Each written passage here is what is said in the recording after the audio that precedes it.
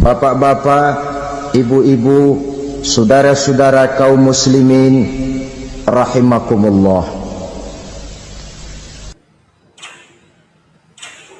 Di dalam kehidupan kita sebagai seorang muslim, minimal 5 kali dalam sehari semalam kita mendengar seruan untuk mendirikan solat yang disebut azan.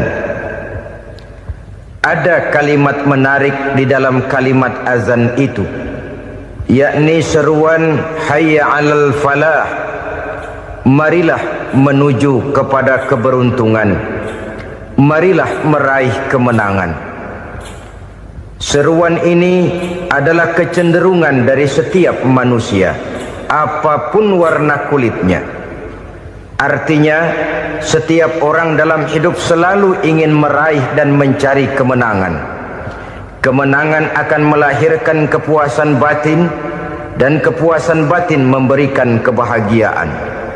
Sedangkan kekalahan melahirkan penderitaan batin, dan penderitaan batin menjerumuskan seseorang di dalam berbagai bentuk kerugian.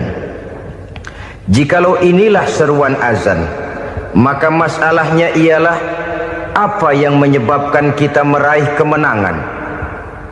Al-Quranul Karim memberikan tuntunan dan ajaran kepada kita bahwa orang-orang yang memperoleh kemenangan itu tidak lain adalah orang-orang yang bertakwa. Hanyalah mereka yang bertakwa kepada Allah Subhanahu wa ta'ala pada akhirnya akan tampil sebagai pemenang. Lalu siapa orang yang bertakwa itu? Dijelaskan dalam awal-awal Al-Baqarah, orang yang bertakwa yang akan meraih kemenangan. Pertama, allazina yu'minuna bil ghaib, yaitu orang-orang yang beriman kepada yang gaib, percaya bahwa ada alam yang gaib, alam yang abstrak, alam yang tidak bisa dijangkau oleh salah satu daripada panca indera kita. Mereka percaya dan beriman kepada adanya malaikat, beriman kepada adanya iblis dan jin, beriman kepada adanya alam kubur, beriman kepada adanya alam mahsyar, beriman kepada adanya alam akhirat, beriman kepada adanya surga dan neraka. Beriman bukan cuma sekedar beriman dalam ucapan bibir saja, tetapi beriman yang nilai iman itu mampu mewarnai gerak dan gaya hidupnya. Iman yang meresap sampai ke tulang sumsum, kemudian memberikan dampak positif di dalam kehidupan manusia. Alam, kita tahu, adalah sesuatu yang selain Allah, dan Allah bukanlah alam. Apapun namanya selain daripada Allah, itu adalah alam.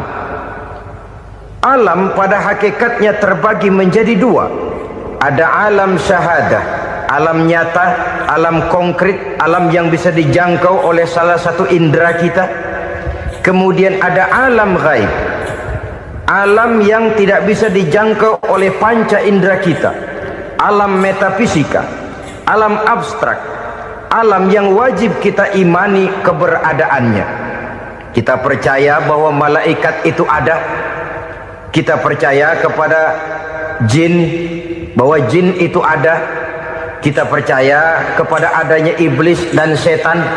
Bukan percaya kepada iblis dan setannya, percaya bahwa iblis dan setan itu ada. Itu termasuk salah satu daripada sifat orang yang bertakwa kepada Allah. Saudara-saudara kaum muslimin rahimakumullah, kecenderungan pembangunan yang lebih bersifat materialistis biasanya menggeser aspek kehidupan rohani. Orang berpikir empiri, dan dalam pola pikir yang demikian maka alam gaib tidak lagi mendapat perhatian. Aspek kehidupan yang bersifat rohaniah malah mulai ditinggalkan. Akibatnya terjadilah kepincangan di dalam kehidupan kita. Pernah ada satu pengalaman pribadi dalam perjalanan kembali ke tanah air. Dalam pesawat di sebelah kanan saya duduklah seorang Jerman, namanya Heiner Simonsen. Iseng saya ajak kenalan, saya ajak ngobrol, saya tanya dia. Saya bilang, Mas Heiner ini, kalau pesawat yang kita tumpangi ini jatuh ke bawah, kira-kira apa yang bakal terjadi, Mas? Dia bilang, kita semua akan mati. Begitu? Iya. Oke. Apa itu mati? Tanya saya. Dia bilang, untuk tahu apa itu mati, kita harus tahu lebih dahulu apa itu hidup. Saya pikir nih bule bisa ngomong juga. Baiklah kata saya. Apa hidup menurut Anda itu? Oh, hidup itu dia bilang, kalau seluruh anggota badan kita bekerja secara normal, paru-paru memompa darah secara normal, jantung berdetak secara normal, sel-sel tubuh bekerja secara fit, dan organisme tubuh hanya mau bekerja secara normal, dia bilang, kalau kita memberi makan yang cukup, menu yang teratur, dan gizi yang lengkap. Saya bilang, kesimpulannya apa, Ner? Dia jawab, hidup adalah dari tangan ke mulut. Life is from the hand to the mouth, kata dia. Hidup adalah dari tangan ke mulut. Jadi masalah hidup tidak lebih daripada masalah isi perut. Orang pergi pagi, pulang sore, peras keringat, banting tulang, perut yang dibelain. Saya bilang, you are wrong. Sampean salah, Ner. Kamu orang Islam bukan? Bukan. Pantas.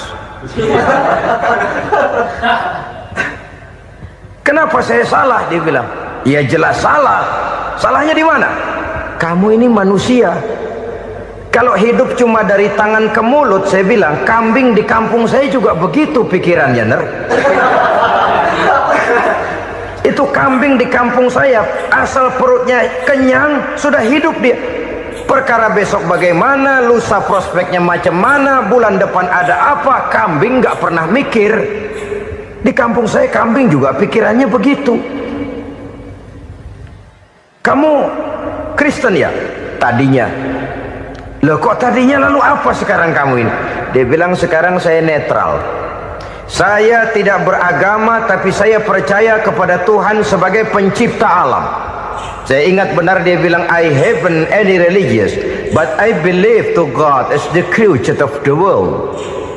Kenapa bisa netral begitu, Ner? Habis saya bingung katanya. Islam bilang Islam baik, Kristen bilang Kristen baik, Hindu Buddha bilang Hindu Buddha baik, semua agama baik. Saya netral sekalian, nggak beragama. Yang penting saya percaya kepada Tuhan. Saya bilang, Ner, kamu ini kayak orang mau beli celana, lalu bingung. Yang satu bilang Levi's bagus, yang satu bilang Blue Jean hebat, yang satu bilang Wool England hebat. Celana ini hebat, celana itu bagus, celana ini hebat. Semua celana bagus, kamu bingung. Akhirnya netral, tidak pakai celana. Itu juga salah. Saya pikir-pikir, kemudian saya melihat bahwa dua pola berpikir Heiner ini nampaknya sudah mulai menggejala di lingkungan masyarakat bangsa kita. Disadari atau tidak, secara jujur kita harus berkata, dua pola pemikiran Heiner ini mulai berkembang di tengah masyarakat bangsa kita. Pertama, pola pikir materialisme. Hidup adalah dari tangan ke mulut. Masalah hidup tidak lebih masalah isi perut. Itu yang perlu dibela, dan disitulah arti kehidupan. Pergi pagi, pulang sore, peras keringat, banting tulang untuk mempertahankan perut. Kalau sudah kemari cara orang berpikir, maka buat apa percaya kepada yang gaib? Untuk apa sholat? Untuk apa puasa? Untuk apa zakat? Untuk apa menghadiri majelis taklim? Tanpa kepercayaan kepada yang gaib, hidup berjalan menurut alur empiris dan materialis. Kalau sudah ke sana cara orang berpikir, biasanya orang lalu cenderung menghalalkan segala cara. Hanyalah orang yang percaya bahwa akhirat ada, hanyalah orang yang percaya bahwa alam kubur itu ada, hanyalah orang yang percaya bahwa malaikat itu ada, hidupnya akan lebih terarah dan terkendali. Karena kepercayaan kepada yang gaib, yang merupakan fase daripada kehidupan setelah hidup yang sekarang ini, mewarnai gerak pribadi seseorang di dalam dia melakukan kegiatan hidupnya. Pola berpikir materialisme, disadari atau tidak, mulai menggejala di lingkungan masyarakat bangsa kita. Hidup tidak lebih dari urusan tangan ke mulut, mulut ke tangan, tangan ke mulut. Asal perut sudah kenyang, hiduplah sudah.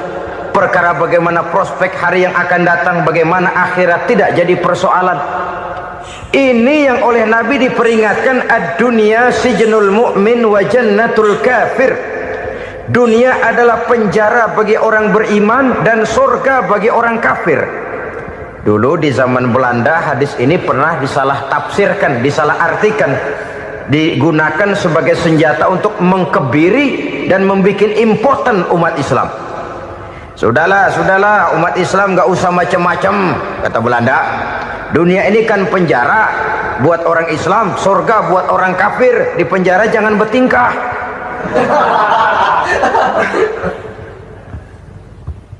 Pengertiannya tidak begitu. Dunia adalah penjara bagi orang mukmin. Artinya dalam kehidupan dunia seorang mukmin tidak bebas memperturutkan hawa nafsunya. Di penjara hawa nafsunya itu. Sebaliknya surga bagi orang-orang kafir. Buat orang kafir surgalah dunia ini. Mereka bebas memperturutkan hawa nafsunya, dilarang tidak terlarang, dicegah pun tidak tercegah. Mereka hidup menurut alur bisikan nafsu mereka sendiri. Kemudian bila ajal datang, maut merenggut nyawa, selesailah surganya sampai di situ. Maka bagi orang-orang yang tidak percaya kepada adanya akhirat, kepada adanya alam gaib, surganya sebatas umurnya. Sekali lagi, surganya sebatas umurnya. Bila umur selesai, ajal pun datang merenggut nyawa, selesailah sudah surganya sampai di situ. Alangkah pendeknya perjalanan orang-orang yang tidak percaya kepada alam gaib ini. Bagi kita mukmin, jikalau kita mampu memenjarakan hawa nafsu, kita bisa bahagia di dunia ini. Dan Islam memang tidak menyuruh kita sengsara di dunia. Raih dunia, kejar dunia, gapai dunia sebagai alat untuk mencapai kebahagiaan di akhirat nanti. Hidup adalah satu perjalanan panjang yang terbentang sejak kita terlahir dari alam rahim sampai kepada alam akhirat nanti. Andai kata kita gagal meraih kebahagiaan di dunia, toh kita masih punya akhirat. Tapi jangan jadi dalil yang melemahkan semangat. Biarin dah kita di dunia kebelangsak, yang penting akhirat. Akhirnya dunia benar-benar kebelangsak. Bagaimana dunia ini bisa kita raih, dan bagaimana meraih dunia untuk menunjang kepentingan akhirat nanti. Yang kedua, dari pikiran Heiner yang saya lihat menggejala di lingkungan masyarakat bangsa kita, timbulnya manusia-manusia netral. Seolah-olah Tuhan yes, agama no. Sama Tuhan percaya, agama ogah. Tuhan ngangguk, giliran agama godeng. Padahal hampir dalam setiap ayat dalam Quran, kata-kata amanu biasanya bergandeng dengan wa amilus sholihat. Iman dan amal soleh. Ini sebagai isyarat Tuhan dan agama jangan pernah dipisah-pisah. Apabila kita bertuhan, maka kita harus beragama. Apabila kita beragama, maka agama itu harus bersumberkan dari Tuhan yang kita imani itu. Tidak mungkin kita pisah, Tuhan yes, agama no. Sama Tuhan percaya tapi agama bikin sendiri. Sembayangnya cukup bengong 2 jam madep ngulon.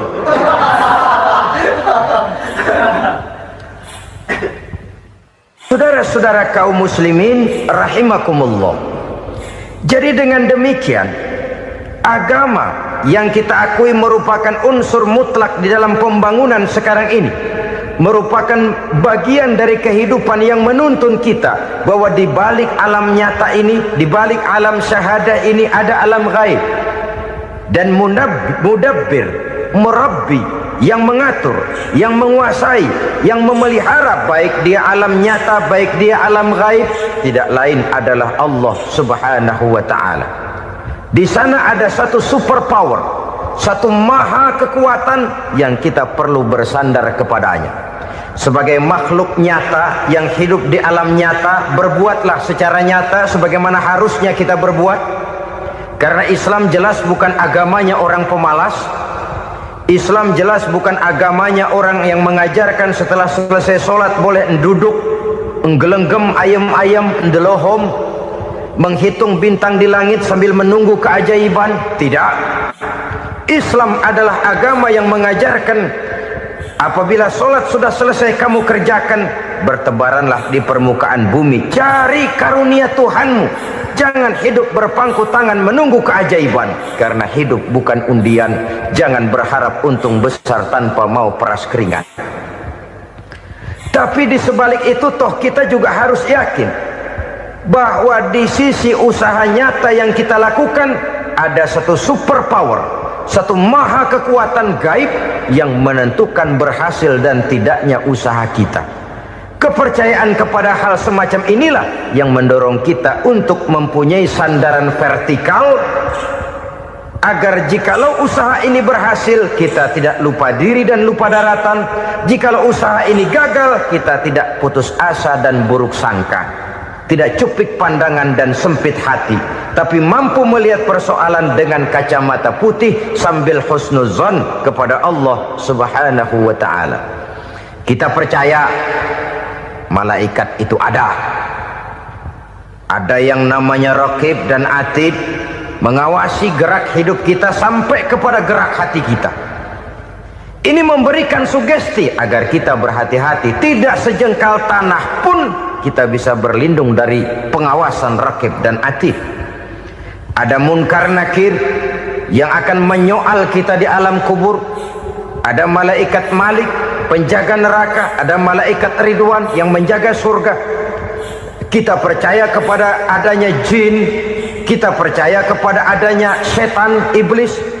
Percaya kepada adanya, bukan mempercayai si setan, si iblis lalu menjadikannya sebagai teman. Tidak. Percaya bahwa mereka itu ada dan merupakan makhluk Allah yang gaib yang diciptakan Allah Azza wa Jalla.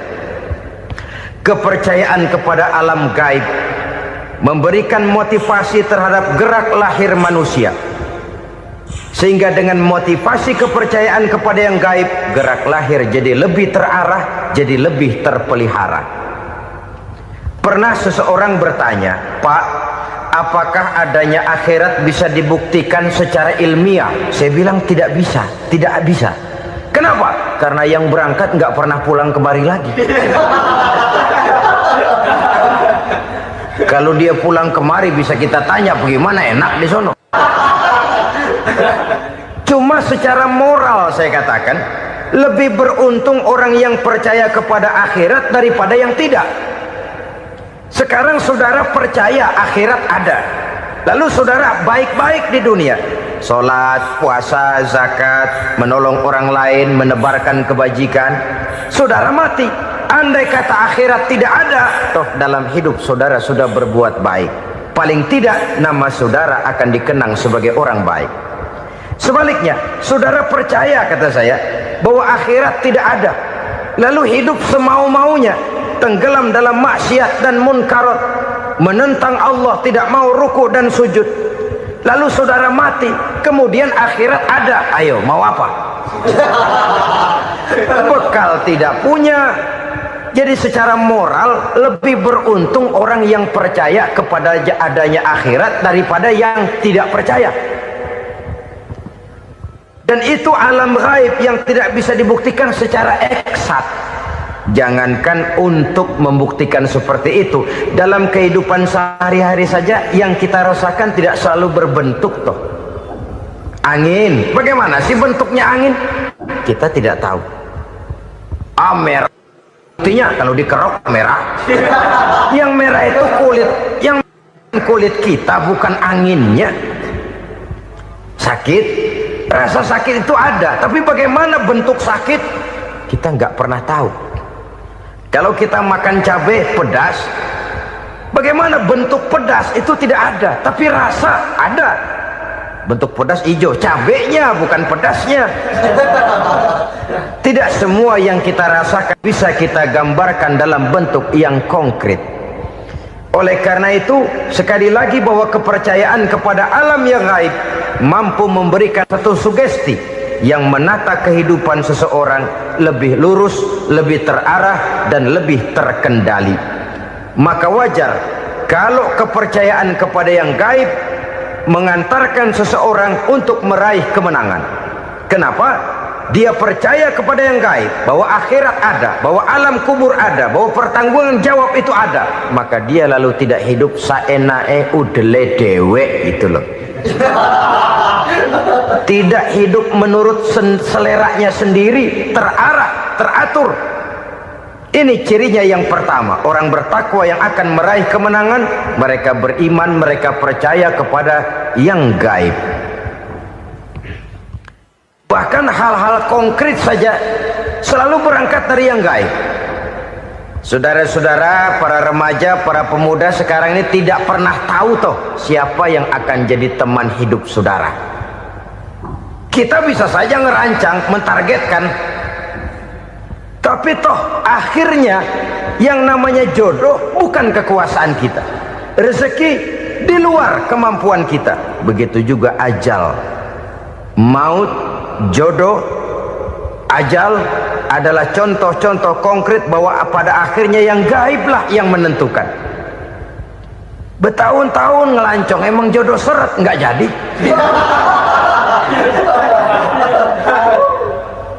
Begitu kenal baru setengah malam nginep ditangkap hansip kan.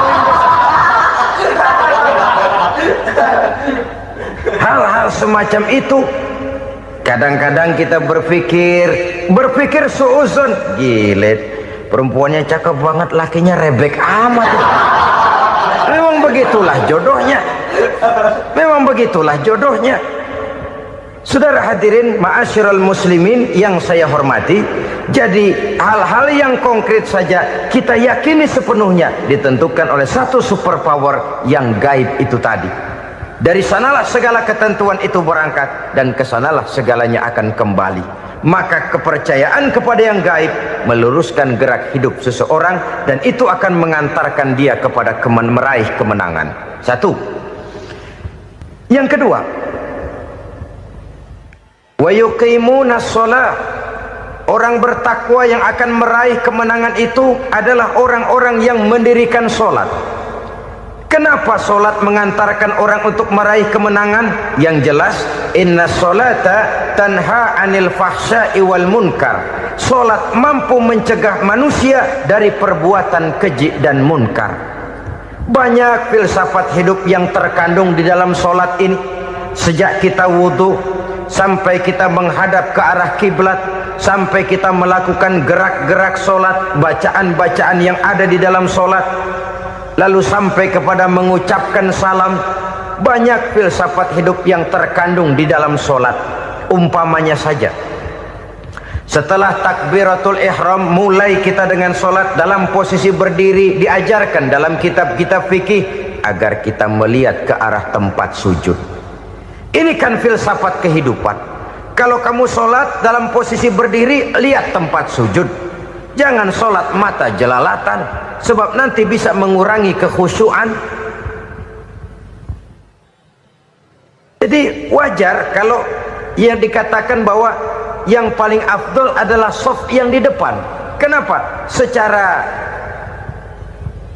harfiah pengertiannya akan lebih mengundang kekhusyuan. Kenapa? Kalau kita di shaf paling depan di masjid umpamanya paling banter kita lihat tembok. Tapi kalau kita shaf di tengah atau di belakang, orang-orang di depan kita pun akan kelihatan. Yang bajunya loreng, yang bajunya genggang, yang bajunya macam-macam. Kita lihat, kadang-kadang kita pikirin, ada yang bajunya bolong. Kita sholat tapi dalam hati, nih orang bajunya robek yang nggak tahu apa. Ada saja hal-hal yang mengusik kekhusyuan kita. Oleh sebab itu diajarkan dalam posisi berdiri, lihat, arahkan pandangan matamu kepada tempat sujud. Ini kan filsafat kehidupan. Maksudnya apa? Kalau lagi diri lihat dong tempat sujud. Kalau udah di atas ingat dong sama yang bawah. Kalau sudah tinggi ingat dong dari mana kamu berangkat. Kalau sudah berkuasa bantu dong yang lemah. Kalau sudah kaya santuni dong yang miskin. Kalau sudah alim bimbing dong yang awam. Ini filsafat kehidupan. Dalam posisi berdiri kau lihat tempat sujud. Ini akan melahirkan kepekaan sosial di mana seseorang mau tahu kepada orang lainnya. Bagaimanapun kaya kita, tinggi pangkat dan jabatan kita, jikalau hidup hanya untuk kepentingan perut sendiri saja, rasanya belum membawa manfaat di dalam kehidupan kita. Tapi efek yang tertinggi sesungguhnya, solat mencegah manusia dari perbuatan keji dan munkar. Perbuatan keji dan munkar walaupun kelihatannya mendatangkan uang, membawa keuntungan, tapi itu keuntungan semu, keuntungan sementara. Dengan menipu orang lain kita bisa dapat untung, tapi tidak membawa berkah. Dan itu adalah kerugian besar dalam kehidupan kita. Maka untuk meraih kemenangan harus dimulai dengan membentuk kepribadian yang tegar, memiliki sandaran vertikal yang langsung kepada Allah Subhanahu wa ta'ala. Dan itu hanya bisa kita tempuh melalui jalur ibadah formal yang sudah ditentukan Allah, yakni solat yang 5 waktu. Untuk memperkuat itu ada solat-solat sunnah, rawatib, nawafil sebagai terminal-terminal kontrol cadangan untuk memelihara stabilitas temperatur batin di dalam kita berhubungan dengan zat yang maha gaib, yaitu Allah Subhanahu wa ta'ala. Orang sering bertanya, Pak, itu tetangga saya nggak sholat, duitnya nggak habis-habis, Pak. Nggak sholat tapi mobilnya tambah terus. Nggak sholat tapi usahanya makin maju. Tapi di sisi lain ada orang yang rajin sholat, rezekinya butak bener. Anaknya mana kurus, mana korengan. Saudara hadirin ma'asyiral muslimin rahimakumullah. Harus saya katakan bahwa solat memang bukan untuk cari duit. Solat adalah sandaran vertikal kita kepada Allah. Sedangkan soal rezeki itu berkaitan dengan sifat Allah maha pengasih dan maha penyayang. Allah maha pengasih, siapapun dikasih kalau mau usaha. Allah maha penyayang, tidak semua orang disayang oleh Allah Azza wa Jalla. Dan belum tentu banyak harta itu merupakan nikmat. Mungkin juga istidraj. Artinya istidraj itu dikasih tapi diambulin, kalau bahasa Betawinya itu. Dikasih tapi diambulin, itu bukan merupakan nikmat sesungguhnya, lebih merupakan azab dari Allah Subhanahu wa ta'ala.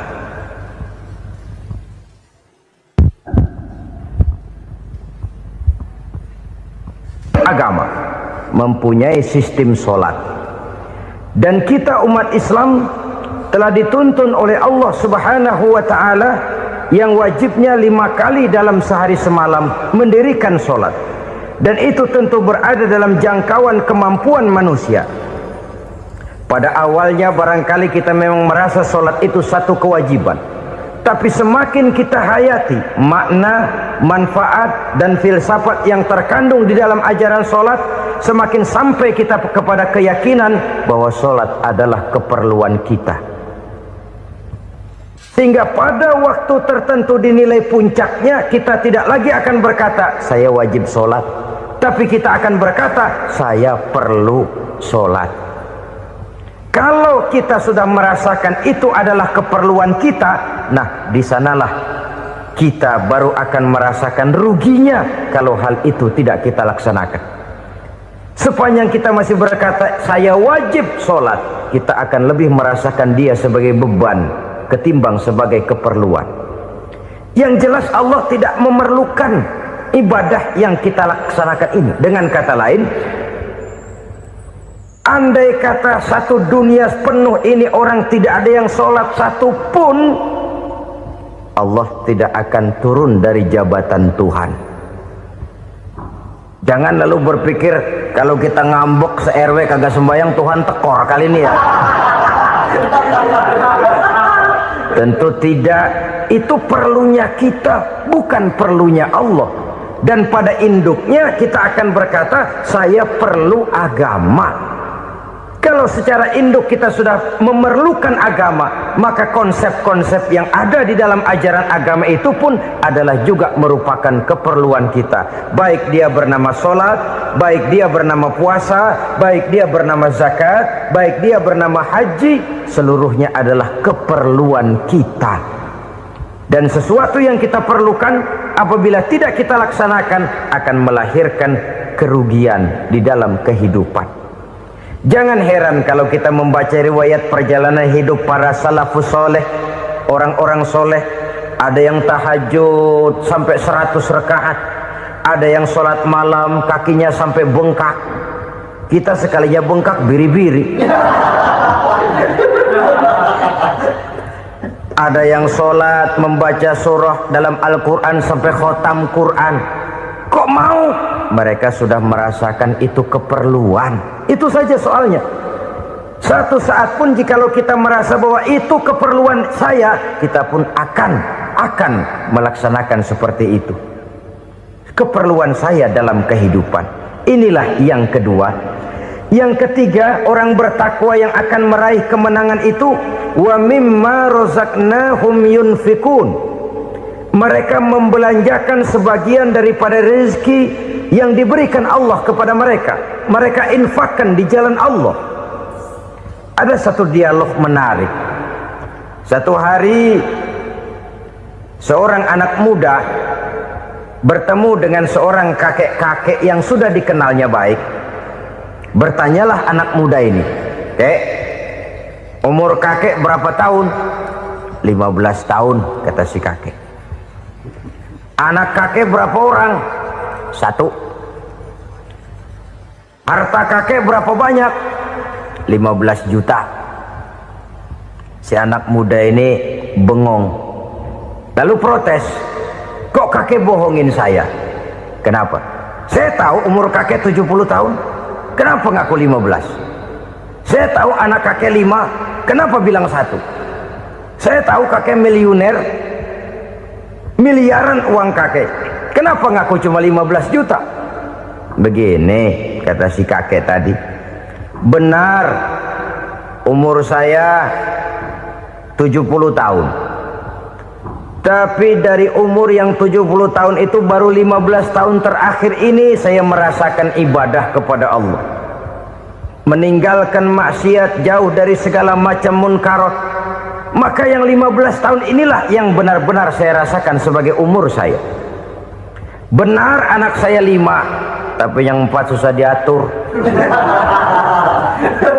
Cuman 1 rasanya nih yang bakal jadi si buah hati, belahan jantung, pelanjut cerita penerus sejarah. Cuma 1 ini yang saya harapkan, yang akan jadi anak soleh, yang akan membuat saya menerima pensiunan pahala. Kalau yang 4 apek dah, nggak ada harapan.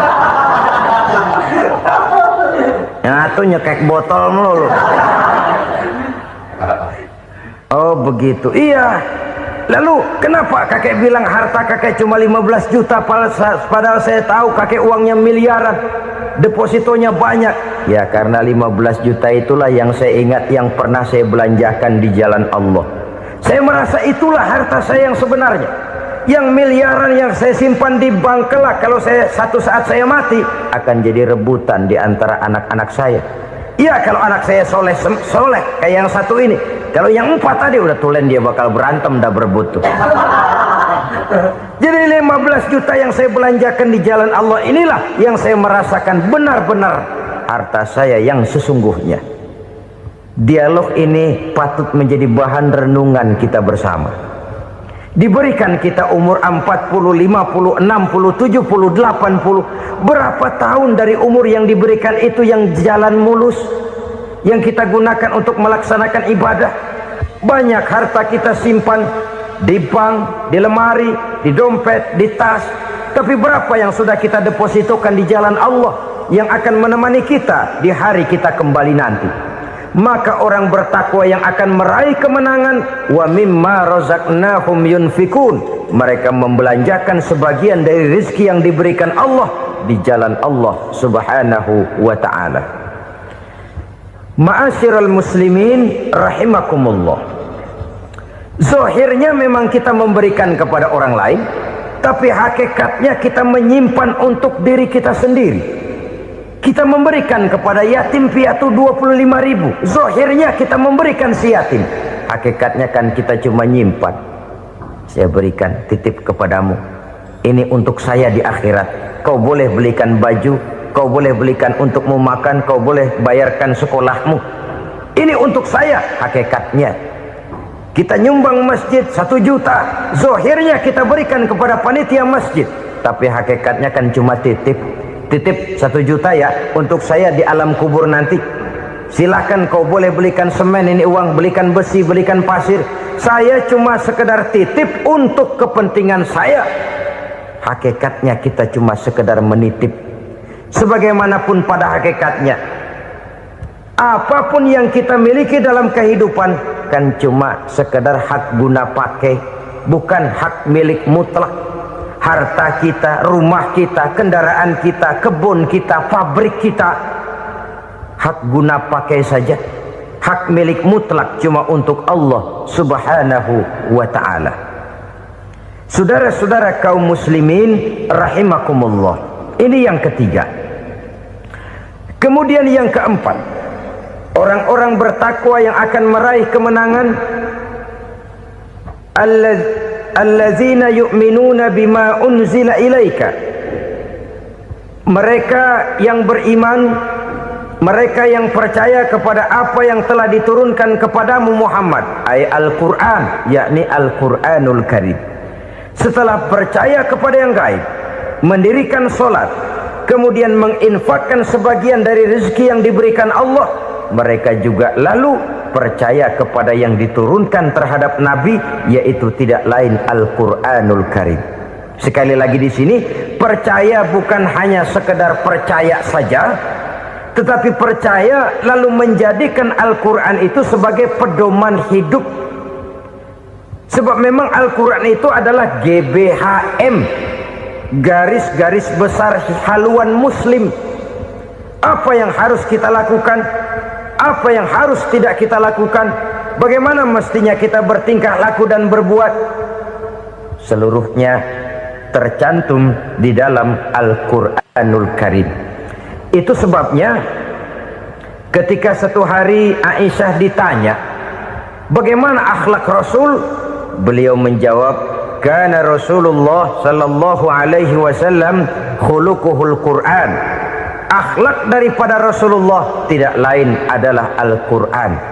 Jawaban simpel ini memberikan gambaran bahwa keseluruhan daripada konsepsi Quran sudah diterjemahkan dalam kehidupan Rasulullah sallallahu alaihi wasallam. Karena kita tahu akhlak adalah keseluruhan dari gerak hidup manusia, sejak ia berpribadi, berumah tangga, bertetangga, bermasyarakat, sampai kepada berbangsa dan bernegara. Al-Quran tetap memberikan sentuhan nilainya. Oleh karenanya, orang-orang yang bertakwa adalah orang-orang yang menjadikan Al-Quran sebagai pedoman dalam kehidupannya. Dan kita yakini Al-Quran diturunkan kepada Nabi Muhammad bukan merupakan produk Nabi Muhammad. Isi dan redaksinya langsung dari Allah subhanahu wa ta'ala. Kemudian cirinya yang kelima, orang bertakwa yang akan meraih kemenangan itu, wa ma unzila min qablika. Tidak hanya sekedar percaya kepada yang diturunkan terhadap Nabi Muhammad, yaitu Al-Quran, mereka juga percaya kepada apa yang pernah diturunkan kepada para nabi, kepada para rasul sebelum Nabi Muhammad. Percaya kepada adanya suhuf, percaya kepada adanya Taurat, percaya kepada adanya Injil, percaya bahwa Allah dahulunya sudah menurunkan Taurat kepada Musa, percaya bahwa Allah sudah menurunkan Injil kepada Isa, percaya Injil ada, Taurat ada, diturunkan Allah untuk Isa dan Musa, tetapi tidak wajib mengamalkannya karena kita sudah diberikan Al-Quranul Karim. Ini yang perlu saya garis bawahi. Kita percaya Allah telah menurunkan Injil dahulu kepada Isa. Kita percaya bahwa Allah telah menurunkan Taurat dahulunya kepada Nabi Musa. Kadang-kadang ini dijadikan dalih, dikacaukan pengertiannya. Quran saja mengajarkan bahwa orang yang bertakwa harus percaya kepada Injil, maka pakailah Injil. Apalagi kalau ayat sebelumnya ditilap, dihapus, dihilangkan, Injilnya yang ditekankan, maka akan terjadilah penekanan yang salah arah. Karena salah arah akhirnya bisa merusak dan menghancurkan akidah. Ketika Rasul suatu saat pernah ditanya orang, "Ya Rasul, bagaimana sikap kita sebagai muslim terhadap Injil yang ada sekarang?" Beliau menjawab, "La tukadzibuhu jami'an wa la tusaddiquhu jami'an." Jangan didustakan seluruhnya, jangan juga dibenarkan semuanya. Artinya, ini sudah merupakan gambaran dari Rasul bahwa dalam Injil yang ada sekarang masih ada ajaran-ajaran tauhid yang dibawa oleh Nabi Isa dan diajarkan kepada umatnya. Tapi juga dalam Injil yang sekarang ini sudah terkena intervensi dan investasi manusiawi. Karena itu Rasul menyimpulkan, la tukadzibuhu jami'an wa la tusaddiquhu jami'an. Jangan didustakan semua, jangan dibenarkan seluruhnya. Kita memang percaya Allah telah menurunkan Injil kepada Nabi Isa dulu, tapi kita tidak wajib mengamalkan Injil. Kita percaya Allah telah menurunkan Taurat kepada Nabi Musa, tapi kita tidak wajib mengamalkan kitab ajaran Taurat. Yang wajib kita percayai dan kita amalkan hanyalah Al-Quranul Karim. Kenapa? Oleh karena baik yang ada di dalam Taurat, baik yang ada di dalam Injil, tentu tercakup di dalam Al-Quran sebagai kitab terakhir yang diturunkan oleh Allah Subhanahu wa Ta'ala. Dan itu wajar. Kalau seorang pejabat mau mengeluarkan satu keputusan baru, tentu dia harus meninjau keputusan-keputusan lama.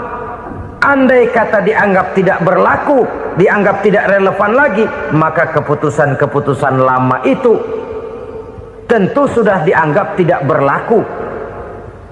Sebagian daripada aturan-aturan dalam keputusan lama yang masih dianggap relevan tercantum dalam keputusan baru yang wajib diamalkan. Begitulah hubungannya antara Al-Quran, Taurat, Zabur, dan Injil. 4 kitab samawi yang diturunkan Allah masing-masing kepada Zabur untuk Nabi Daud, Taurat untuk Nabi Musa, dan Injil untuk Nabi Isa alaihi wassalatu wassalam. Ketiga-tiga kitab itu kita percayai adanya. Kita yakini Allah telah menurunkan Zabur, Taurat, dan Injil. Tapi kita tidak wajib mengamalkannya. Yang wajib kita mengamalkannya sekarang ini tidak lain hanyalah Al-Quranul Karim saja. Karena ia mencakup apa yang ada di dalam Zabur, apa yang ada di dalam Taurat, dan apa yang ada di dalam Injil. Keotentikannya bisa dipertanggungjawabkan. Ya, tapi kan Nabi Muhammad sudah mati 14 abad yang lalu, dan di zaman beliau Al-Quran kan belum dikodifikasikan, belum ditulis. Bagaimana keotentikannya bisa dipertanggungjawabkan? Mudah saja. Allah berjanji, inna nahnu nazzalna dzikra wa inna lahu lahafizun. Kami yang menurunkan Al-Quran dan kami yang akan menjaga dan memeliharanya. Allah turunkan Quran, Allah menjaganya. Bagaimana cara Allah menjaga Al-Quran itu? Banyaknya orang-orang yang hafaz Al-Quran. Hafaz Al-Quran 30 juz, 114 surah, 6666 ayat. Sehingga jangankan satu kata, jangankan satu ayat, satu kalimat saja berubah sudah akan timbul reaksi dan mudah dimengerti. Kenapa? Banyak orang-orang yang hafaz Al-Quran. Sedangkan pada setiap akhir tahun biasanya malaikat Jibril selalu mengadakan checking terhadap ayat-ayat yang diturunkan pada waktu itu. Di zaman Nabi sendiri sudah ada usaha kodifikasi. Dan yang lebih luar biasa lagi, sampai hari ini tidak seorang pun mampu membuat satu ayat saja semacam Al-Quran. Ke bahasa manapun dia diterjemahkan, naskah aslinya tetap ikut, rujukan dasarnya tetap ada. Berdasarkan itu, maka tidak mungkin terjadi penyelewengan terhadap atau pemalsuan terhadap ayat-ayat Al-Quranul Karim. Kesuciannya, keotentikannya, kemurniannya bisa dipertanggungjawabkan. Ma'asyiral muslimin rahimakumullah. Oleh karenanya, konsepsi dasar daripada ajaran Islam ini memang tidak lain adalah Al-Quran dan Sunnah. Isi daripada agama Islam yang merupakan iman, Islam dan ihsan, konsepsi dasarnya tidak lain adalah Al-Quran dan Sunnah Rasulullah Sallallahu Alaihi Wasallam. Maka yang kita perlukan sekarang ini adalah terjemahan Al-Quran di dalam kehidupan kita. Dengan demikian, maka gaya kehidupan yang lebih Qurani itulah yang kita dambakan. Kita perlu memang terjemahan Quran dalam bahasa Inggris, dalam bahasa Belanda, dalam bahasa Jepang, tapi yang lebih kita perlukan adalah terjemahan Quran di dalam kehidupan kita. Konsekuen, tidak memanipulasi, ringan sama kita jinjing, berat sama kita pikul. Jangan kalau lempengan ayat Quran tuh kira-kira enak diamalin, keras teriakan kita. Giliran kira-kira ayat Quran itu mukul kepala kita sendiri, diam kita. Itu ciri yang pernah disindir Allah dalam awal-awal Baqarah juga. Ciri beragamanya orang yang munafik. Kullama adha'a lahum masyawfih, kata Allah. Wa iza azlama alaihim qamu. Apabila terang mereka jalan, apabila gelap mereka berhenti. Artinya, kalau kira-kira di Islam nguntungin, rame-rame pada teriak Islam. Tapi ketika diminta untuk berjuang, ketika dituntut untuk berkorban, rame-rame mengundurkan diri. Nasib agama tidak ubahnya seperti daun pisang yang dikait orang di tepi jalan lantaran tak berpayung di ketika hari hujan. Manakala hujan usailah sudah, daun itu pun dicampakkan di tepi jalan, diinjak pula orang nan lalu. Artinya, orang menjadikan agama cuma sebagai lipstick, decoration only, tidak konsekuen. Hanya pada saat-saat kelihatannya Islam membawa keuntungan, rame-rame orang teriak-teriak tentang Islam. Tapi jikalau diminta berjuang, jikalau dituntut untuk berkorban, biasanya rame-rame juga mengundurkan diri. Jangan heran kalau mayoritas hitungan kita, tapi minoritas peranan kita. Kuantitas kita dalam jumlah, tapi dalam kualitas kita lebih sering jadi penonton daripada jadi pemain. Padahal itu sangat tidak boleh terjadi. Umat Islam di Indonesia harus bangkit. Umat Islam di Indonesia harus sadar akan keberadaannya. Tidak boleh hanya jadi penonton berpangku tangan. Karena memang agama kita juga mengajarkan untuk konsekuen di dalam menjabarkan ajaran-ajaran daripada agama kita. Kita sering menjadi jatuh menjadi umat yang lemah oleh karena kita ini tidak pandai menggalang kebersamaan yang diakibatkan tidak konsekuennya kita. Diistilahkan bahwa umat Islam di dalam menggalang kebersamaannya itu harus seperti orang main sepak bola. Saudara-saudara kan tahu orang main sepak bola itu. Orang main sepak bola, kalau pertandingan belum dimulai sih silakan saja kumpul di luar lapangan, atur strategi yang baik. Tapi kalau pertandingan sudah dimulai, turun ke lapangan hijau, jangan kumpul terus. Ada sepak bola gotong royong, mundur-mundur rame-rame, depan ke depan kumpul melulu mainnya. Kalah. Orang main sepak bola itu ya harus ada penyerang tengah, harus ada penjaga gawang, harus ada strikernya, harus ada kiri luarnya, kanan dalamnya yang jadi backnya. Posisi boleh bermacam-macam, tapi yang penting saling ngoper untuk menggolkan gawang lawan. Begitulah umat Islam ini. boleh ada yang jadi pejabat, boleh ada yang jadi pengusaha, boleh ada yang jadi petani, silakan ada yang jadi seniman, ada yang jadi penyair, ada yang jadi artis sekalipun. Tapi kalau sudah berhasil menguasai bola, jangan lupa operannya.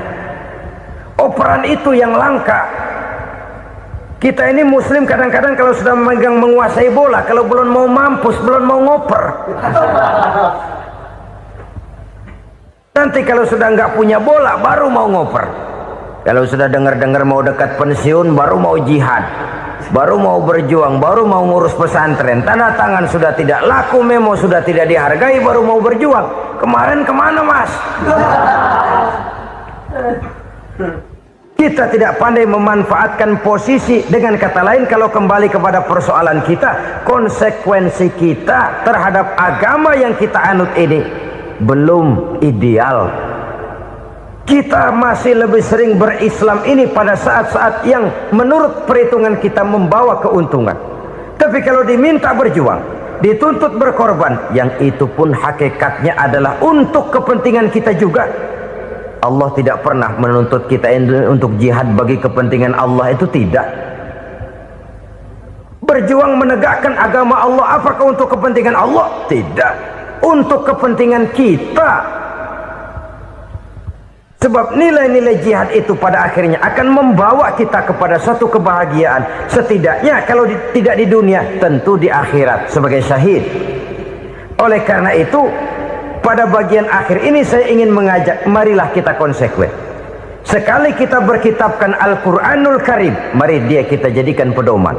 Jangan cuma kita jadikan sebagai penghias dinding, pelengkap rumah, bahwa di rumah kita ada Al-Quran, tapi yang baca kecoa. Habis pada bolong tuh Quran. Yang penting kan punya Quran. Ditaruh di pintu rumah, biar apa? Biar kuntilanak kagak masuk katanya. Ya apa itu nasib Quran, cuma kerjanya jaga pintu, ngusir kuntilanak, ngusir memedi. Bagaimana kita hidup menurut tuntunan Al-Quran? Kadang-kadang tidak pernah menjadi masalah bagi kita. Maka bagaimanakah Al-Quran akan mungkin membawa keberkahan dalam hidup kalau ajarannya kita injak-injak dalam keseharian kita? Mewujudkan gaya hidup yang lebih Qurani, itulah yang akan kita rintis di dalam kehidupan kita, bertahap, step by step, menurut kemampuan yang ada pada kita. Jika jalan ini tidak bisa kita selesaikan, percayalah akan ada generasi penerus yang akan melanjutkan usaha dan cita-cita mulia itu. Jadi percaya kepada Taurat, percaya kepada Injil, sekadar percaya Allah dahulunya sudah menurunkan itu, tapi kita tidak wajib mengamalkannya. Kenapa? Generasi Injil masa berlakunya sudah kedaluarsa. Taurat masa berlakunya sudah kedaluarsa. Injil pernah berlaku untuk orang Nasrani di zaman Nabi Isa. Taurat pernah berlaku untuk orang Yahudi di zaman Nabi Musa. Setelah generasinya berlalu, datang Rasul penutup yang membawa Al-Quranul Karim. Maka Al-Quran itulah yang berlaku menjadi pedoman sampai hari akhir nanti. Jangan jauh dari Al-Quran, karena apabila ini kita lakukan, maka kita akan kembali kepada satu gaya hidup yang jauh dari tuntunan agama, dan itu artinya kita akan semakin jauh untuk meraih kemenangan. Saudara-saudara kaum muslimin rahimakumullah. Yang keenam, yang terakhir, orang-orang bertakwa yang akan meraih kemenangan itu wabil akhirati hum yuqinun. Mereka percaya, mereka yakin seyakin-yakinnya akan adanya hari akhir, di mana seseorang akan mempertanggungjawabkan seluruh perbuatannya di dalam hidup ini, dan tidak ada satu perbuatan yang bagaimana kecilnya sekalipun yang tersembunyi dalam pandangan manusia yang tidak akan dibukakan persoalannya di mahkamah Qadi Rabbul Jalil di akhirat nanti. Itulah sebabnya maka percaya kepada akhirat disebut secara khusus.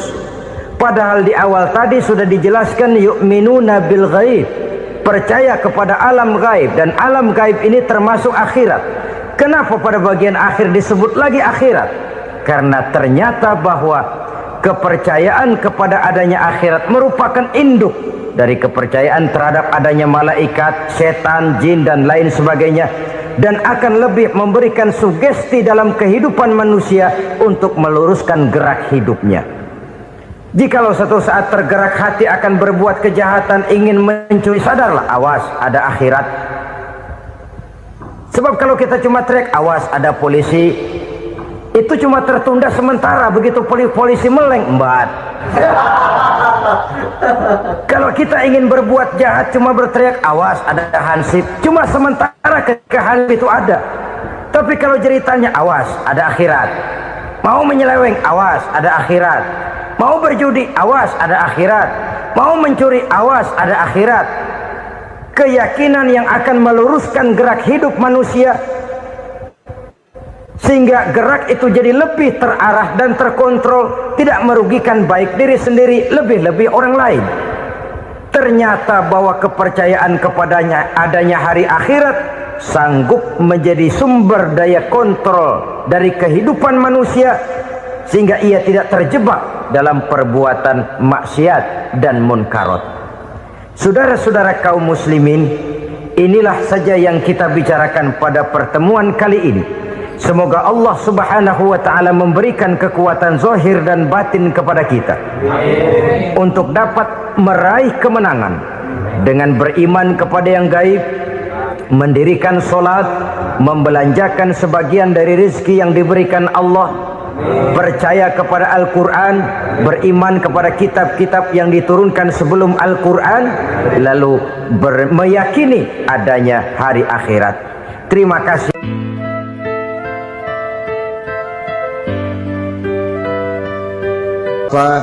Ibu-ibu, saudara-saudara kaum muslimin rahimakumullah, kita menyaksikan peristiwa-peristiwa yang memilukan dan memalukan. PHK terjadi di mana-mana, pengangguran meningkat, harga-harga membumbung tinggi, daya beli rakyat semakin lemah. Sementara di bidang politik, kejadian-kejadian memberikan indikasi bahwa persatuan dan kesatuan kita sebagai bangsa dewasa ini tengah berada dalam ujian yang berat.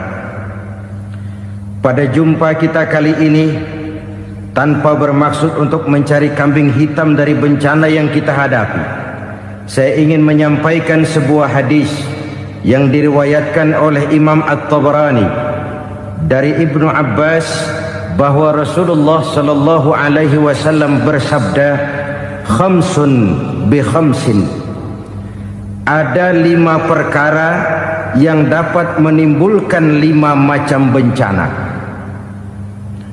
Mari kita renungi hadis ini satu demi satu sebagai bahan introspeksi buat kita semua dalam menghadapi bencana yang tengah berlaku sekarang ini. Yang pertama, manaqasa qaumul ahda illa sullita alaihim aduwuhum. Apabila suatu kaum sudah mengingkari janjinya, maka mereka pun akan dikuasai oleh musuh-musuh mereka. Sederhana saja nampak kalimat dalam hadis ini. Apabila orang sudah mengingkari janji, mereka akan dikuasai oleh musuh-musuh mereka sendiri. Dan musuh kita yang paling utama saat ini adalah kemiskinan dan kebodohan.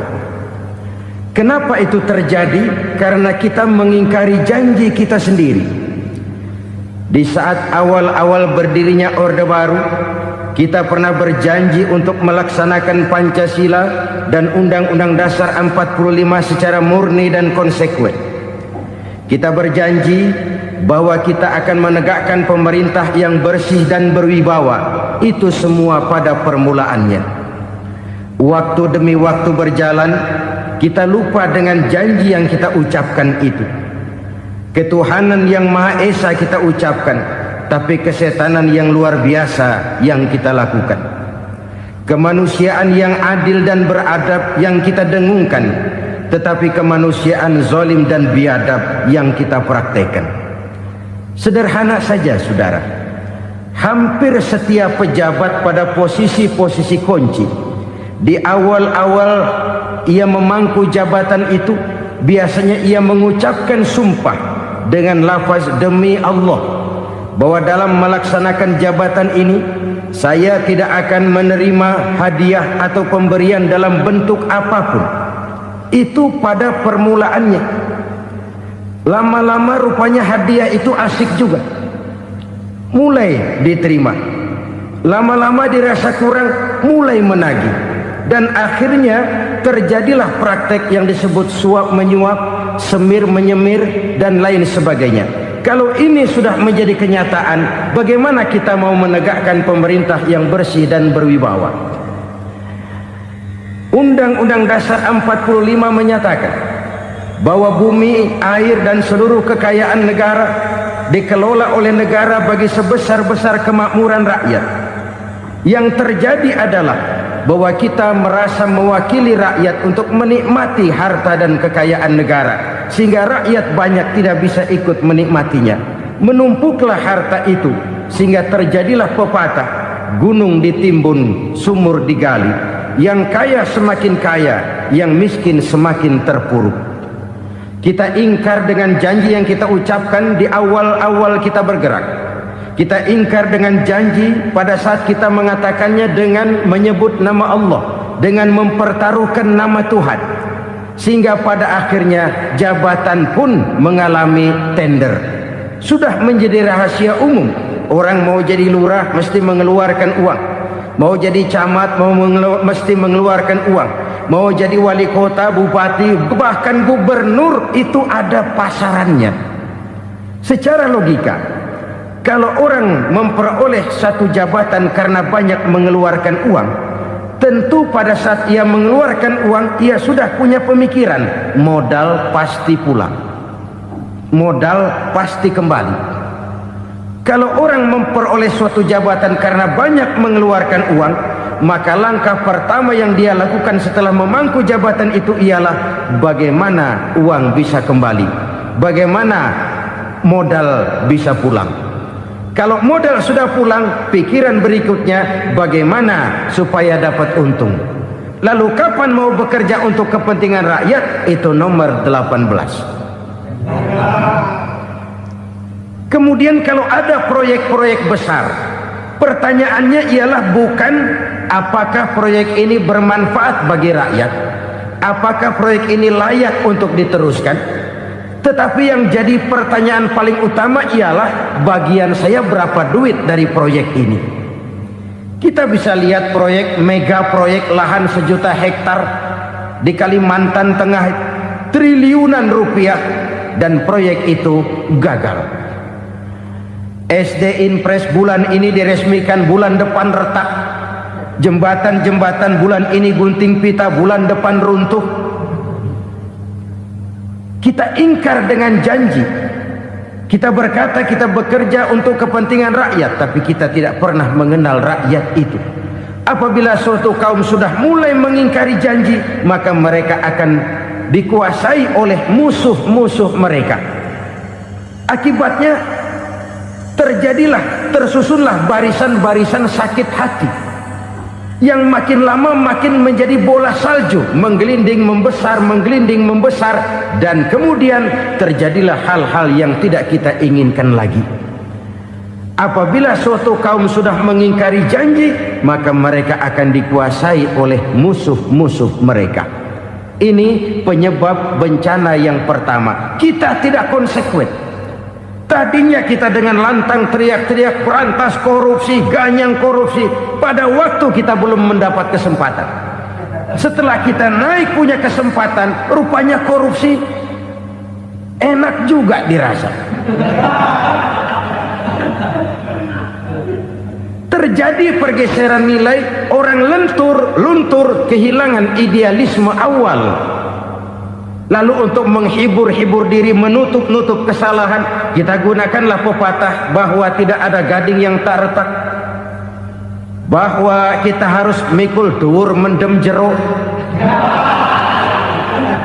Itu semua cuma sebagai dalih agar kesalahan kita tidak dibicarakan orang lain. Padahal kita sendiri yang mengingkari janji. Kita yang keluar dari komitmen awal kita. Kita berjanji melaksanakan Pancasila dan Undang-Undang Dasar 45 dengan murni dan konsekuen. Kita berjanji untuk menegakkan pemerintah yang bersih dan berwibawa. Namun dalam kenyataannya itu tidak kita laksanakan dengan sebagaimana mestinya. Kita bergeser, kita mengalami proses degradasi, peluncuran nilai, dan akhirnya terbentuklah barisan-barisan sakit hati yang semakin lama semakin membesar itu. Kita harus introspeksi. Memang kalau zaman sedang susah, biasanya kambing hitam laris, tukang kompor gentayangan. Itu dari dulu selalu mencari kambing hitam. Karena itu kita tidak bicara orang, kita tidak bicara siapa yang salah, kita bicara sistem. Dan sistem itu bisa mengena siapa saja. Kalau orang sudah mulai mengingkari janji, bergeser dari komitmen awal, itu sudah mulai ia mengalami proses peluncuran, proses degradasi. Ini penyebab yang pertama. Kita tidak lagi konsekuen bahwa bumi, air, sumber daya alam adalah milik negara, dikuasai oleh negara, digunakan bagi sebesar-besar kemakmuran rakyat. Ternyata rakyat yang makmur itu tidak merupakan gambaran yang menyeluruh dari rakyat kita. Undang-undang dasar kita menganut ekonomi kekeluargaan, tapi yang kita praktekkan adalah ekonomi keluarga. Kalau bukan keluarga nggak dapat proyek. Kalau bukan keluarga nggak dapat macam-macam. Kekeluargaan kita rubah menjadi keluarga. Timbullah penyakit nepotisme. Kita bergeser, kita ingkari janji, dan kita anggap kita atasnamakan rakyat. Rakyat cuma sekedar jadi address, rakyat cuma sekedar jadi alamat, tetapi kehidupan mereka tidak banyak berubah dan tidak banyak terangkat. Kaum muslimin rahimakumullah, ini penyakit yang pertama, penyebab bencana yang pertama. Yang kedua, kata Nabi, wa ma hakamu bighairi ma anzalallah. Apabila hukum yang diterapkan sudah tidak lagi bersumber dari hukum Allah, illa fasha fihimul faqru, maka akan bertebaranlah kemiskinan di mana-mana. Ini artinya apa? Apabila hukum tinggal sebuah stempel, apabila hukum sudah diatur menurut kepentingan, apabila hukum sudah tidak lagi ditegakkan secara adil, maka kemiskinan merambah di mana-mana. Hukum diatur menurut selera orang yang sedang berkuasa, maka yang benar bisa jadi salah, yang salah bisa jadi benar.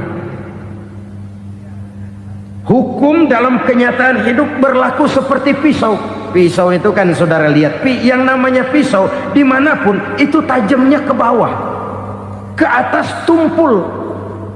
Kalau hukum itu, kalau untuk rakyat, hukum itu tajam bukan main, cepat sekali dilaksanakan. Tapi giliran menengah ke atas, yang gedean dikit berbuat salah, hukum tompul.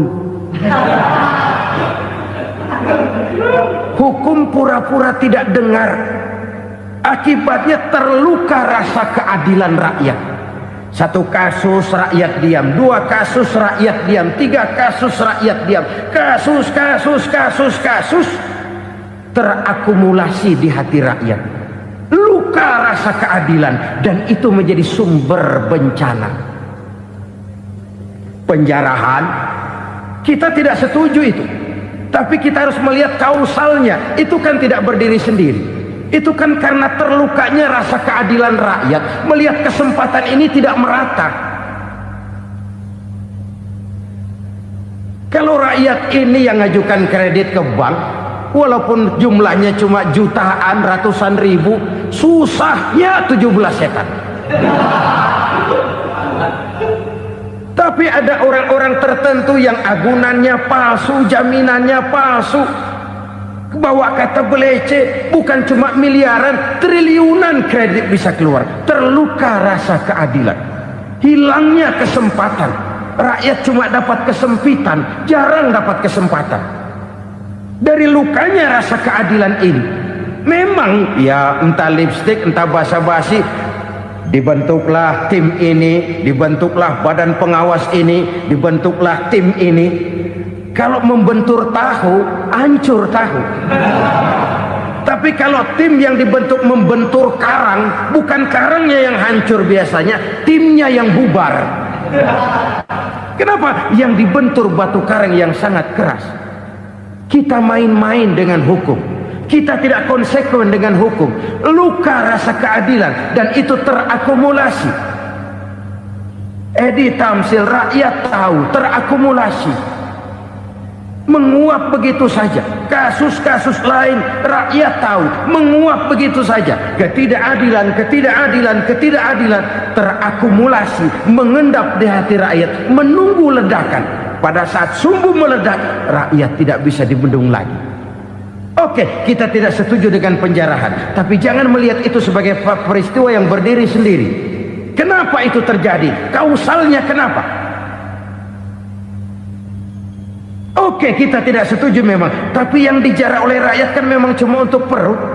Yang dijarahkan beras, yang dijarahkan televisi, yang dijarahkan kulkas yang masih bisa dihitung, yang memang real untuk kebutuhan rakyat. Penjara-penjara berdasi kepala botak yang menguras uang rakyat habis-habisan, enak saja melenggang dalam kehidupan ini. Makin terluka rasa keadilan rakyat. Apabila hukum yang diterapkan sudah menyimpang dari keadilan yang diajarkan Allah, fasyafihimul fakru, bertebaranlah kemiskinan. Aneh, memalukan, memilukan. Sebuah negara agraris yang katanya pulaunya hijau royo-royo, Gemah Ripalau, Jenawi, Toto, Tentem, Kertora, Harjo, yang tahun 93 pernah mendapat penghargaan dari FAO, Badan Pangan Sedunia, sebagai negara yang berhasil dalam swasembada pangan.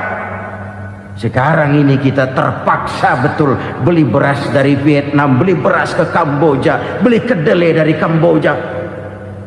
Kenapa? Lahan sawah kita habis ditanami pabrik. Teknologi kita, teknologi loncatan yang non-applied, tidak terpakai oleh kita. Lantas lahan yang tidak bisa kita tanami, kita paksakan lahan-lahan gambut menjadi tanah pertanian yang subur dengan biaya triliunan, dan kita gagal. Kita cari jarum dan kapak hilang. Kita mau jadi negara industri dengan loncatan teknologi yang maju, kita lupakan pola pijak kita sebagai negara agraris, dan akhirnya kita kecolongan. Lihatlah dewasa ini, rakyat kita antri sembako di mana-mana. Di sebuah negara agraris, ketidakadilan melahirkan kemiskinan, kemiskinan moral dan kemiskinan material. Kemiskinan moral, rakyat nggak percaya lagi sama pejabat.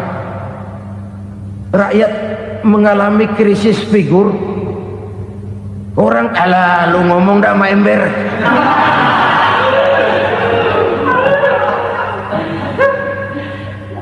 Penataran yang menghabiskan biaya miliaran itu melahirkan pejabat-pejabat korup.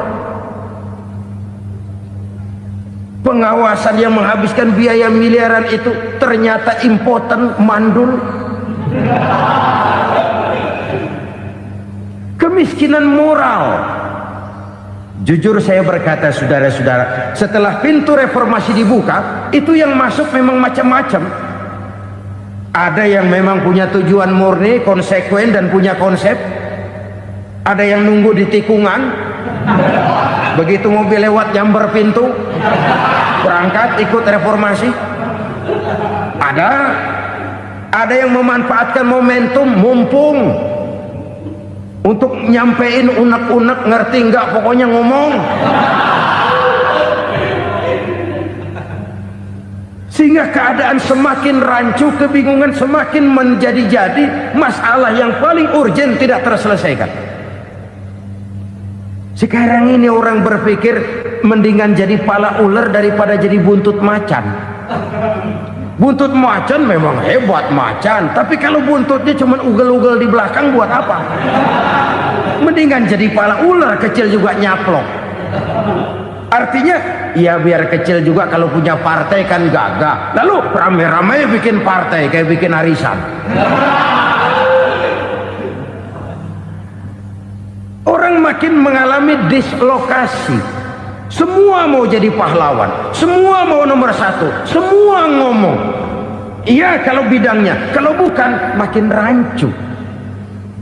Marilah lewat kesempatan ini saya mengajak kita untuk tahu diri. Biarkan politisi ngomong politik, biarkan ekonom menata ekonomi, biarkan praktisi bicara soal hukum, biarkan rakyat munajat, istighfar, mohon pertolongan Allah. Tahu diri kita. Kalau memang ayam, kukuruyuk aja dah. Kalau memang kucing, ayo ngeong.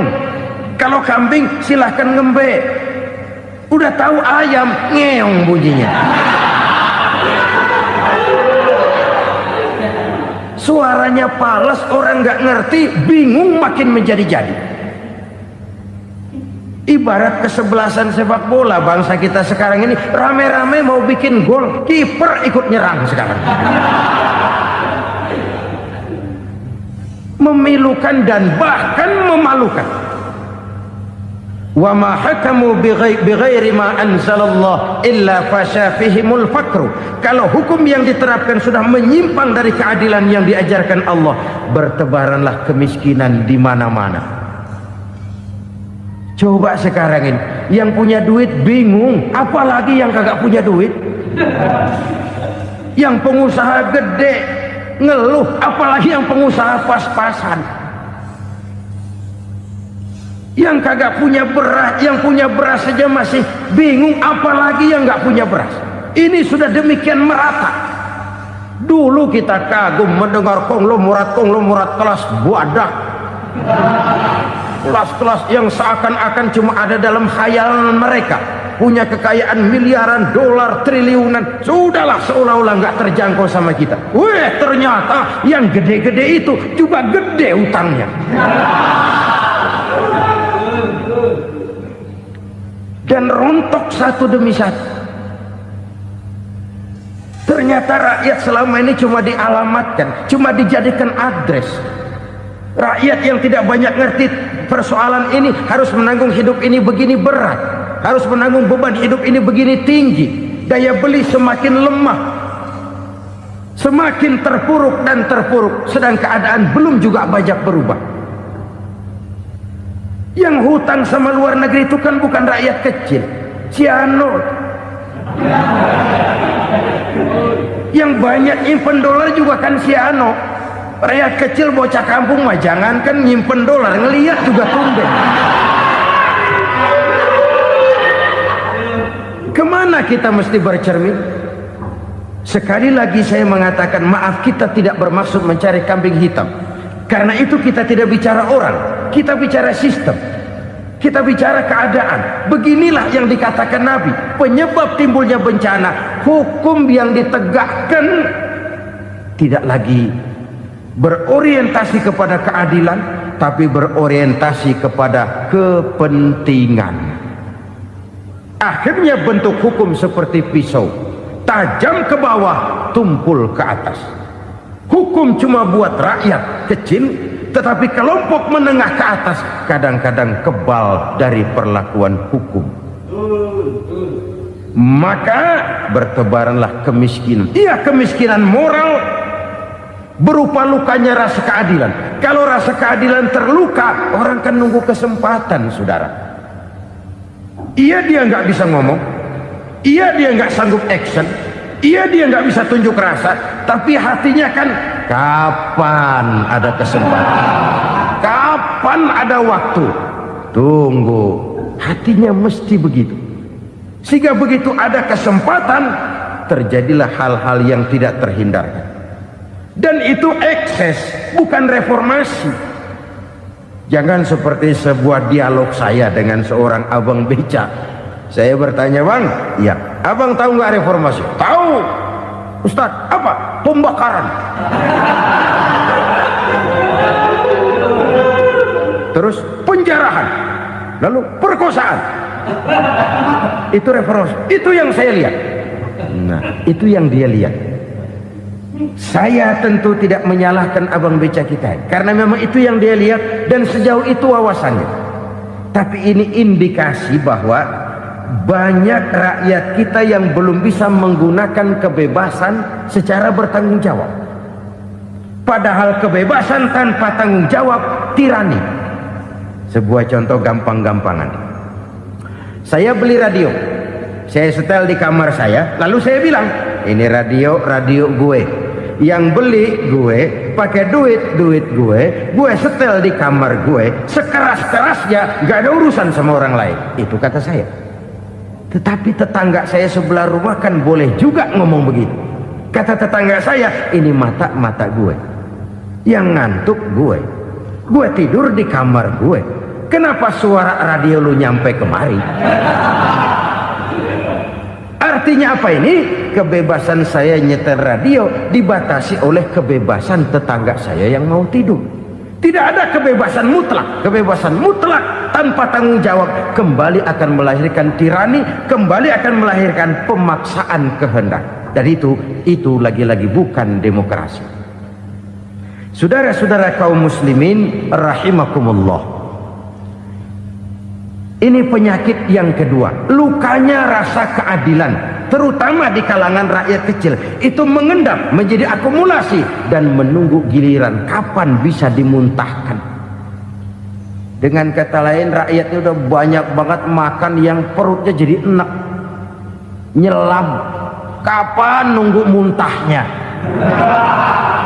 Udah begini banyak akumulasi yang mereka pendam di perut ini, sehingga ketika terjadi kesempatan itu sudah tidak terkendalikan lagi. Kita out of control. Saya tidak mentolerir sikap-sikap kekerasan. Bahkan saya lebih cenderung bahwa kalau di rumah kita banyak tikusnya saja racuni, jangan rumah dibakar. Bahwa ada korupsi, iya. Ada kolusi, memang.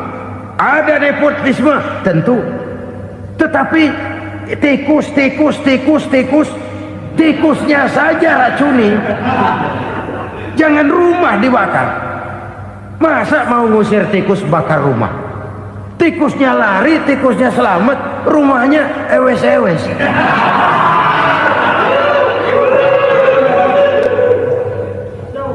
Tikus selamat, rumah nggak punya. Masalah nggak terselesaikan dengan sebagaimana yang kita harapkan. Kita sepakat ini negara hukum, dan di hadapan hukum semua manusia itu sama. Itu prinsip yang diajarkan Allah. Al-musawat bainan nas fi takalifil ahkam. Semua manusia sama dalam berhadapan dekat dengan hukum Allah Subhanahu wa taala. Kalau hukum sudah pandang bulu, itu jelas yang enak yang banyak bulunya. Siapa yang banyak bulunya? Monyet. Kalau hukum pandang bulu, monyet keenakan. Saudara-saudara kaum muslimin rahimakumullah, introspeksi. Mari kita bercermin bagaimana perjalanan hukum selama ini. Kalau introspeksi ini kita temukan, lalu ada upaya untuk memperbaiki diri. Jangan menggunakan tak ada gading yang tak retak, mikul duwur mendem jero untuk menutup-nutupi kesalahan orang. Padahal kesalahan itu sedemikian besar. Padahal rakyat kita tiap hari antri sembako. Ada yang sehari sekali makan, ada yang makan sudah bercampur tiwul, ada yang nasi sudah dicampur pisang, balik jadi orok lagi. Macam-macam upaya rakyat untuk menangsal perut ini. Lalu rakyat ditenang-tenangkan, lebih baik puasa Senin Kemis sambil menghadapi krisis ekonomi. Kenapa rakyat yang disuruh puasa? Kenapa bukan pejabatnya yang puasa lebih dulu untuk kemakmuran rakyat? Kalau rakyat yang memang perutnya udah gepeng disuruh puasa, makin krempeng perutnya. Artinya pejabat harus punya sense of politik. Ya, tidak, puasa itu kan tidak cuma Senin Kemis saja puasa itu. Puasa perasaan, puasa menghargai perasaan yang sedang kondisi yang sedang dihadapi oleh rakyat. Bagaimana rakyat yang tengah antri sembako melihat pejabatnya lewat dengan mobil yang harganya sampai 1 miliar. Oh, inilah pemimpin saya. Luka lagi rasa keadilannya. Kita tidak tenggang rasa. Puasa dalam artian itu pun akan menolong menegakkan semangat kebersamaan, membentuk semangat kebersamaan. Saudara-saudara kaum muslimin rahimakumullah, penyebab bencana yang ketiga dikatakan oleh baginda Nabi, wala dhaharat fihimul fahishatu illa fasha fihimul maut. Apabila kekejian telah merajalela, maka maut bertebaran di mana-mana. Kita renungi butir kalimat dalam hadis ini. Apabila kekejian telah merajalela, maut bertebaran di mana-mana. Begitu murah arti sebuah kehidupan. Penjarahan untuk hal-hal yang kecil tapi sampai mengorbankan nyawa. Apabila kekejian sudah terjadi di mana-mana, maut pun bertebaran. Maut dalam arti berpisah ruh dengan jasad, tapi juga maut dalam arti orang bisa mati karirnya, orang bisa mati usahanya, orang bisa mati kesempatannya karena perbuatan-perbuatan keji yang selama ini tidak terbendung. Lahirlah teori mafia. Siapa yang kuat dia yang berkuasa, siapa yang lemah dia menjadi mangsa. Proyek-proyek besar yang menang tender itu ya dari itu ke itu saja. Yang pengusaha-pengusaha tidak punya koleksi, koneksi, tidak bisa bayar komisi, dapat proyek tetelan. Ada dagingnya, dikit namanya juga tetelan. Dagingnya sudah habis disantap oleh meja. Sekian puluh meja dilalui, sekian puluh amplop dikeluarkan. Sehingga yang akhirnya ya tinggal tetelan itu tadi. Maka kualitas pekerjaan pun sudah bukan lagi jadi masalah. Demikianlah mafia-mafia ini bermunculan di mana-mana. Di pengadilan terkenallah mafia pengadilan. Hukum bisa dibeli, hukum bisa dipesan menurut kebutuhan sponsor. Mafia peradilan, mafia politik, mafia ekonomi, bahkan mafia agama yang menggunakan agama sebagai kedok, menggunakan agama sebagai dalih, menggunakan agama sebagai topeng untuk melancarkan maksud-maksud politiknya pun tidak tertutup kemungkinan. Apabila kekejian telah merajalela, maut bertebaran di mana-mana.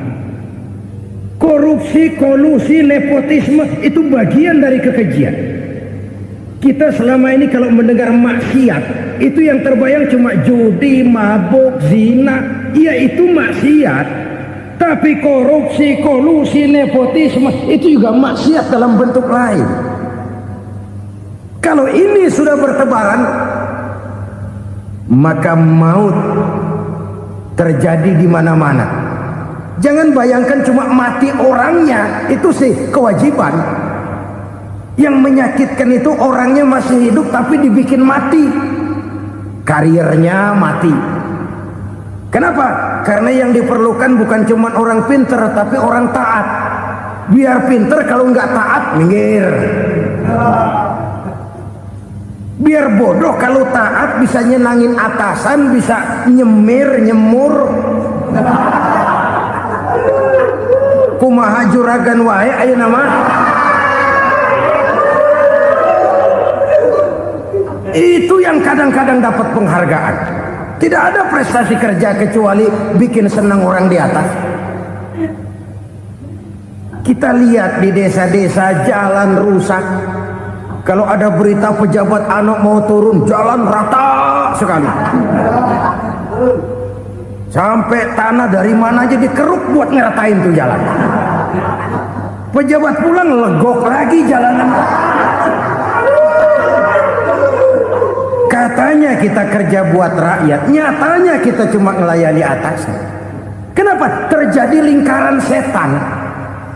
Seperti kata lagu Dul Sumbang itu, mahasiswa takut sama dosen, dosen takut sama dekan, dekan takut sama rektor, rektor takut sama menteri, menteri takut sama presiden, presiden takut sama mahasiswa. Lah muter balik lagi, lingkaran setan, lingkaran setan. Saudara-saudara kaum muslimin rahimakumullah, kekejian yang merajalela, praktek-praktek mafia yang tertuang dalam kehidupan sehari-hari menyebabkan orang mati karirnya, jasad masih hidup, karir mati, itu menyakitkan. Mati bisnisnya. Rakyat kecil pernah senang ketika cengkeh booming, harganya bagus, rakyat banyak yang pergi haji. Lalu mau ditata, lahir tata niaga cengkeh, malah amburadul. Harga cengkeh jatuh, petani cengkeh kecil menjerit. Siapa yang untung? Segelintir orang. Masihkah kita pakai atas nama rakyat untuk kepentingan nasional, padahal yang nyanyi cuma segelintir orang? Masihkah kita mau bohongi rakyat ini dengan mobil nasional tapi bikinan Korea? Masihkah kita mau bermain verbalisme, bermain kata? Ini sebuah masa lalu yang tidak perlu terulang lagi untuk masa-masa yang akan datang. Kekejian merajalela, orang mati karir, bisa mati usaha, mati bisnis. Usahanya maju, dirangkul, hancur. Usahanya maju, dipukul, hancur, tenggelam. Bahkan yang memilukan dan memalukan badan-badan usaha milik negara itu dikebiri sedemikian rupa sehingga tidak menghasilkan hal-hal yang bermanfaat buat negara. Saudara-saudara kaum muslimin rahimakumullah, kalau nafsu yang sudah mengatur itu semua, maka kekejian pun merajalela. Orang sudah pakai teori mafia, yang kuat dia yang menang, yang kuat dia yang berkuasa, yang lemah silakan minggir di sudut-sudut kehidupan. Kalau kekejian seperti ini merajalela, maut bertebaran di mana-mana. Banyak orang mati karirnya, banyak orang mati usahanya, banyak orang mati imajinasinya. Sekarang ini dalam dunia seni yang banyak karyawan seni, bukan seniman. Seniman itu kan dilahirkan, lain seniman, lain karyawan seni. Sekarang yang banyak karyawan seni, bukan seniman. Mati karir, mati imajinasi, mati improvisasi, sehingga kehidupan persis sinetron. Sinetron itu yang kita lihat rumah mewah, yang kita lihat rumah bagus. Gak pernah kita lihat di sinetron kita ini rakyat antri sembako. Kita dijejali hal-hal yang indah, yang wah, yang membuat kita tenggelam dalam gaya hidup instan, tenggelam dalam gaya hidup wah. Kita lupa dengan realitas keseharian di tengah-tengah masyarakat kita. Lahirlah kelompok-kelompok selebritis, dibesarkan oleh berbagai media. Selebritis pilek aja masuk koran, pilek.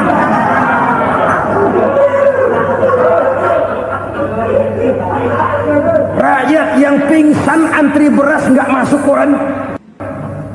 Rakyat yang semaput antri minyak nggak masuk koran. Selebritis panok masuk koran.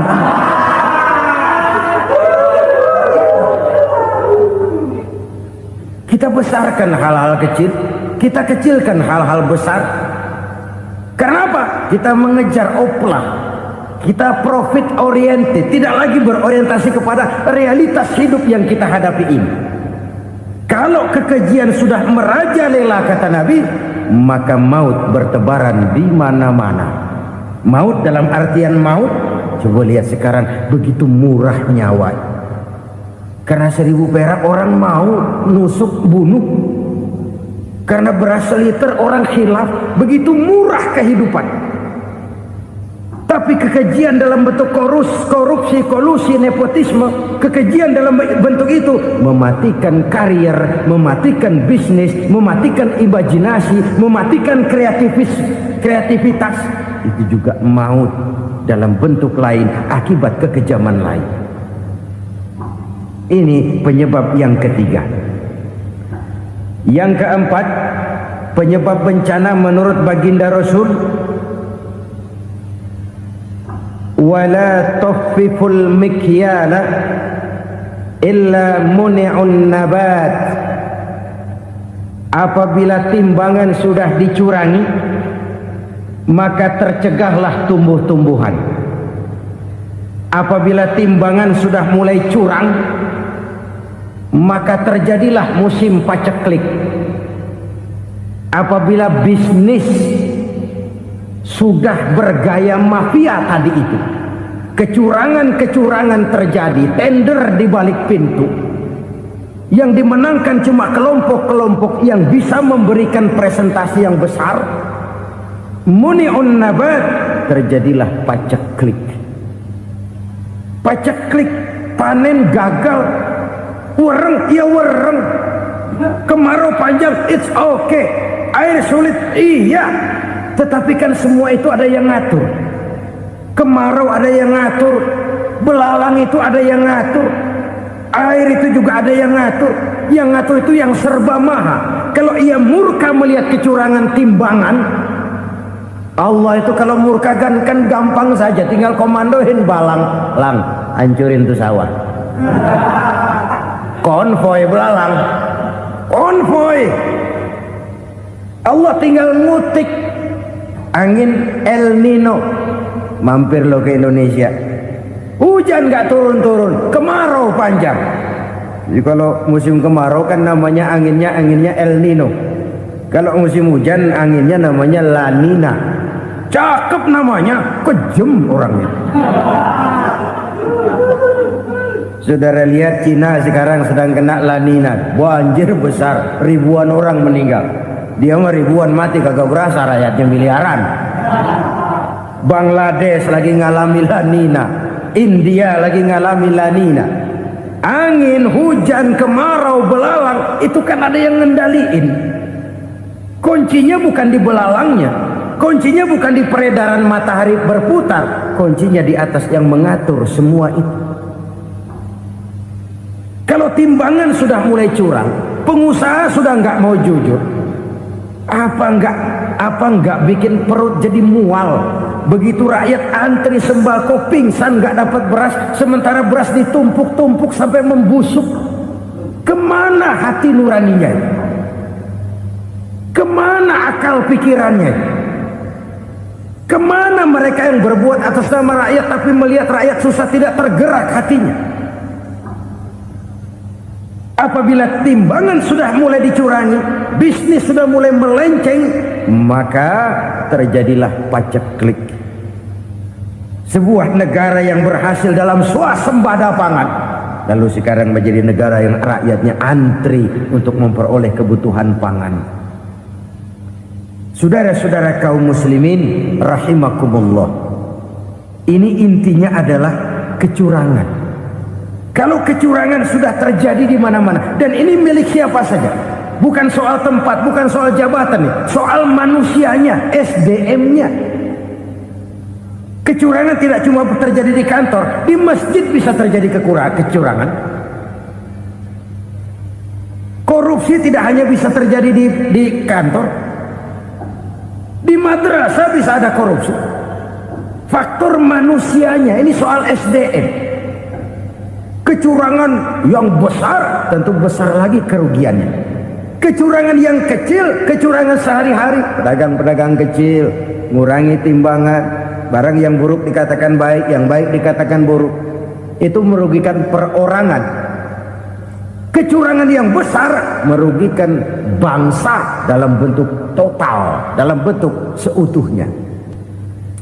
Nah, kecurangan-kecurangan seperti ini rakyat kan lihat, rakyat kan tahu, dan itu kembali terakumulasi di sini. Pegel. Dan jangan lupa, rakyat yang nggak ngomong itu, rakyat yang nggak bersuara itu, batinnya menjerit, jeritannya menggoncang aras, dan itu didengar Allah. Yadullah fauqal jamaah, kata Nabi. Tangan Tuhan di atas orang banyak. Jeritan hati rakyat menggoncang aras. Rakyat yang terlalu banyak dizolim, rakyat yang terlalu banyak dirugikan, ya rakyat yang terlalu banyak di atas namakan, menjerit batinnya, menggoncang aras, dan Allah bisa menggerakkan apa saja untuk membuat satu situasi. Allah bisa menggerakkan apa saja untuk membuat satu situasi. Saudara-saudara kaum muslimin rahimakumullah, ini faktor yang ketiga, timbulnya kecurangan. Faktor yang keempat maksud saya. Yang kelima, penyebab timbulnya bencana menurut baginda Nabi, wala muni'uz zakat illa hubbisa anhumul qatr. Apabila zakat enggan dibayar, maka tercegahlah qatrun. Qatrun ini kalau bahasa kita sembako. Maka tercegahlah kebutuhan-kebutuhan yang kita perlukan. Ini, kita tidak meragukan bahwa yang kita tuju adalah masyarakat yang adil dalam kemakmuran dan makmur dalam keadilan. Nah, antara kemakmuran dan keadilan ini memang sering tidak bisa berjalan seiring. Pada saat kemakmuran kita kejar, ekonomi kita pacu, ada nilai-nilai keadilan yang tertinggal.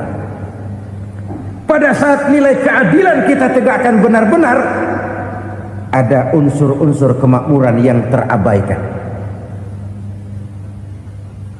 Oke, kita bisa mengatakan kasus. Oke, kita bisa mengatakan itu sebagian kecil. Tapi kalau sebagian kecil, lama-lama kan jadi sebagian besar. Oke, kita mengejar kemakmuran.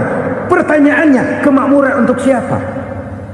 Oke, kita berikan kelompok tertentu kue yang besar dengan harapan nanti dia bagiin kuenya kepada yang kecil-kecil. Tapi kenyataan, mereka yang dapat kue besar akhirnya malah lupa diri dan lupa daratan. Mau makin besar, malah memeras yang kecil-kecil ini. Sekarang kan yang kecil modali yang besar. Ramai-ramai buka bank, ternyata kamuflase. Uang banknya untuk kredit perusahaannya sendiri. Nasabahnya rakyat kecil. Artinya apa? Rakyat kecil disuruh modalin orang yang udah gede. Ini kan sumber geledek urusan.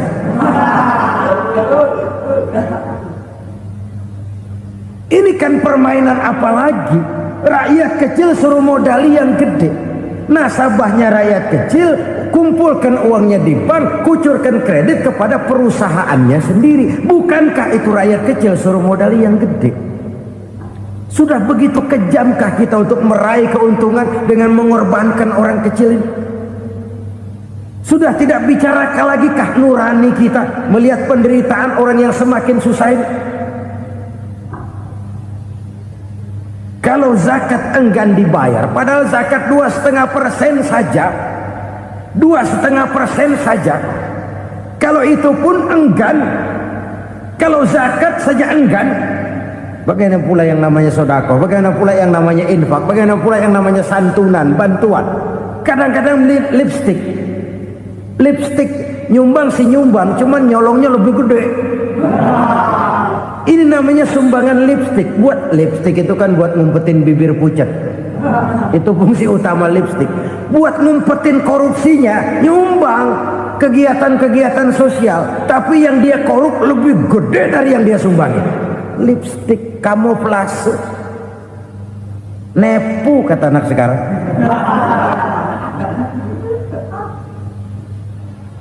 Saudara-saudara kaum muslimin rahimakumullah, demikian berat kewajiban zakat ini sampai di zaman Sayyidina Abu Bakar pernah keluar komando perangi orang yang enggan membayar zakat. Perangi, karena fungsi zakat adalah menjembatani antara si kaya dengan si miskin. Bahwa ada kemiskinan itu Qur'ani. Allah menyatakan, aku melebihkan rezeki sebagian kamu dari yang lain. Ini kan kesenjangan. Allah melebihkan rezeki sebagian kamu dari yang lain. Ada itu. Tetapi itu berjalan secara nature. Nah, kalau direkayasa, yang kaya semakin kaya, yang miskin semakin terpuruk, yang sudah besar dapat proyek besar, yang kecil dapat tetelan. Ini kan rekayasa namanya. Kesenjangan yang direkayasa ini yang kita harus kikis. Nah, fungsi zakat menjembatani dari sisi sosial. Dari sisi pribadi, Nabi berpesan, zakku amwalakum biz zakat. Bersihkan hartamu dengan zakat. Sekarang ada istilah nyuci uang. Uang hasil korupsi itu bisa dicuci, dijadikan uang bersih. Bukan pakai rinso, bukan. Pakai politiknya koruptor, diolah sedemikian rupa sehingga jadi uang resmi. Sudah memutik, itu termasuk yang disebut kejahatan kerah putih, white collar crime. Kejahatan kerah putih, kejahatan pakai dasi, kejahatan kelas kakap. Makanya orang mendingan goblok kagak bener daripada pinter kagak bener. Goblok kagak bener itu gampang ngurusinnya. Pinter kagak bener, ini yang berabe bener ngurusinnya.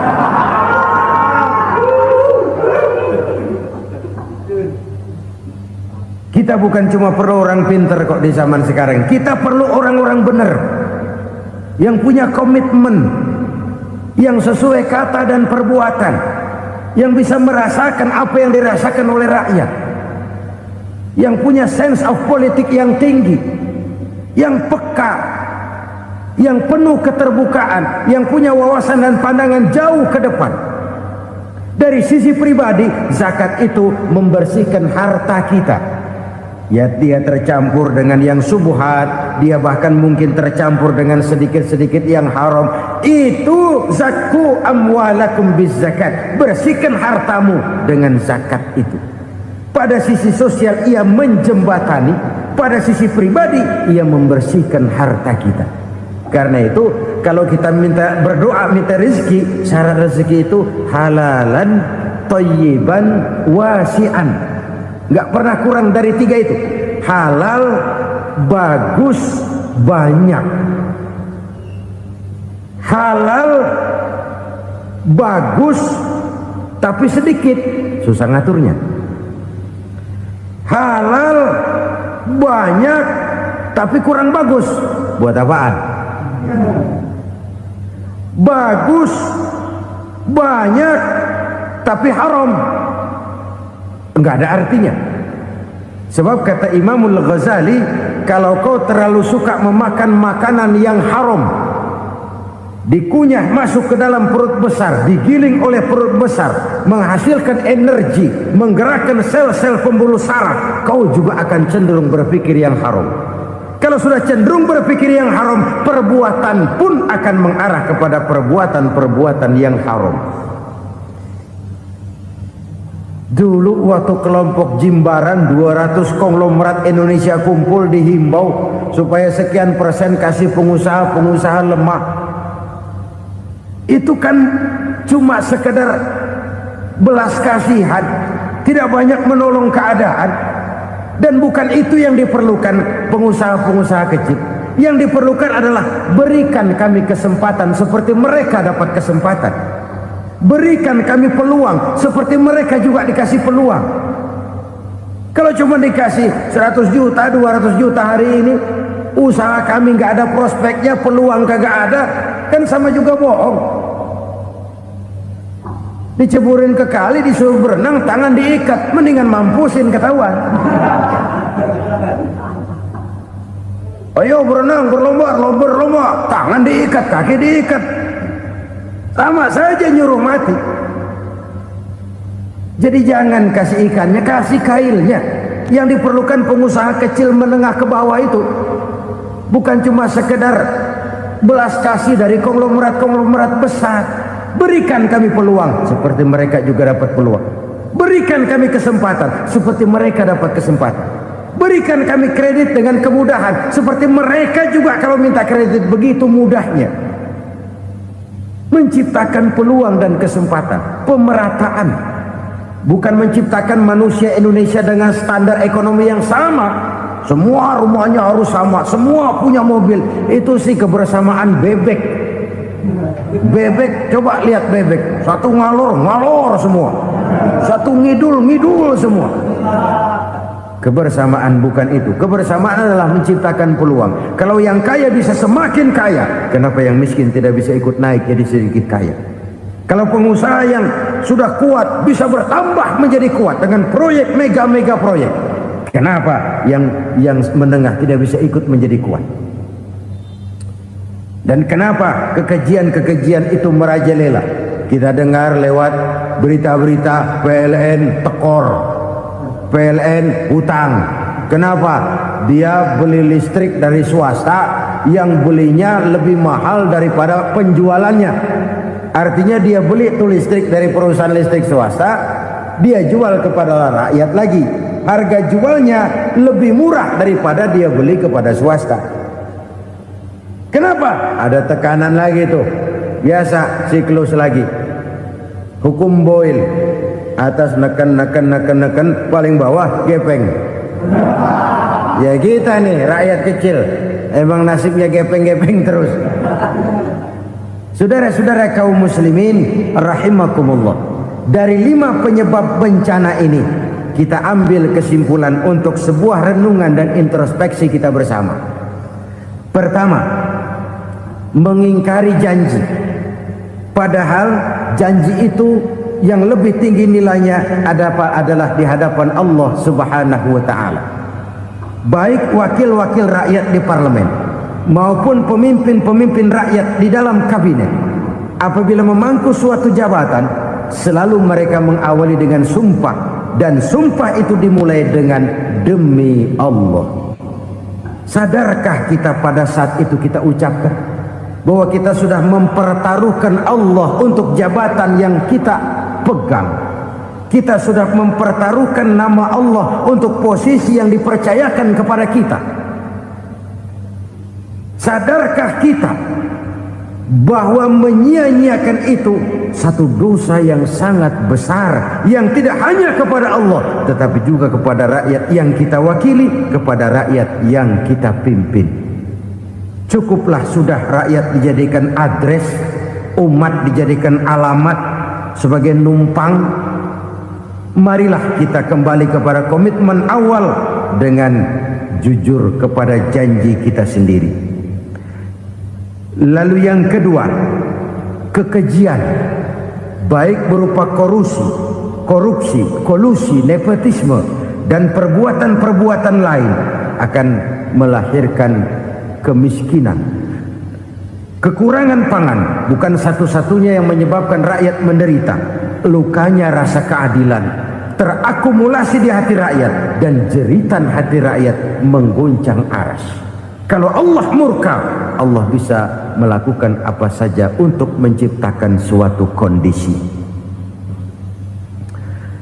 Faktor yang ketiga adalah praktek mafia menebarkan maut, baik orang yang mati jasad dan rohaninya maupun orang yang mati karirnya, mati kejujurannya, mati usahanya, mati imajinasinya. Hilang kreativitas kita sebagai bangsa.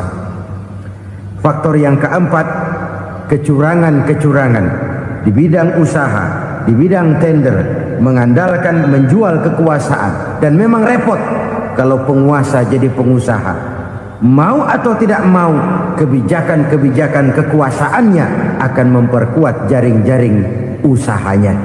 Dan pada saat itu objektivitas sulit ditemukan lagi. Lalu yang kelima, keengganan membayar zakat, menumpuknya kekayaan negara pada kelompok-kelompok tertentu. Ini akan melahirkan paceklik yang berkepanjangan.